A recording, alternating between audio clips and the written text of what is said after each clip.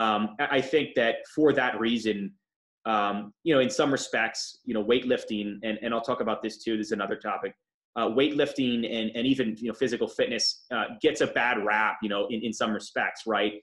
And I'll use an example of, like, if you dedicate yourself, if you have a hobby like painting or writing novels, if you spend 2 hours a day painting pictures or writing novels, nobody questions it, right? It's like, oh, it's a great hobby and it's so noble and it's academia and it's this and that. But, when you spend 2 hours a day working out and improving your health and working on your body and eating right, a lot of times it gets a bad rap. It's, people say it's selfish and they say it's egotistical and it's vain.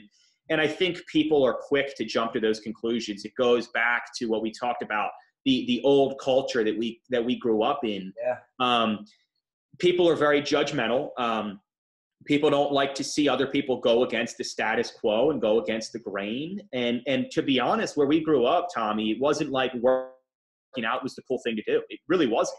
Right. And I, at one point, didn't think it was cool at all. At one point, when I was younger, when I saw guys hit in the weight room, I thought the same thoughts. Oh, stupid meathead. And here comes the guy with the blender bottle and the protein shake and the muscle milk. And we would all laugh and joke because that was the culture that we grew up in, and that's what we knew. And the reality is some people still think that way. And I do know that, some people I grew up with and went to high school with or knew at other schools, they're not very receptive to the weightlifting thing, and they don't understand it. Even family and friends that I'm close to, ask and say, are you sure this is what you want to do? And why are you so into it? And don't you think it's too much? I'm sure you've gotten the same feedback. Yeah. When you commit to something, they also say, family and friends, like your close family and friends, are usually the first people to really question you and to push back and to doubt you. And I think a lot of it's out of I think a lot of it has to do with they're looking out for your best interest. Right. Like they don't want to see you fail. They don't want to see you fall on your face. They don't want to see you embarrassed or take risks. So I think a lot of that has to do with just they're looking out for you. Yeah. But there obviously is a pushback of like, hey, Charlie, don't you think you're working out a little bit too much? Or, you're taking this a little bit too seriously. And like I said, I've always been a hard worker, and I like to give everything 100%. I like to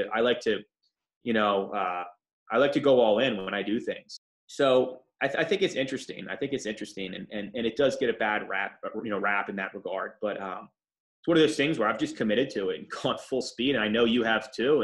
And you can't look back. You can't turn around. You got to put on horse blinders and just do it.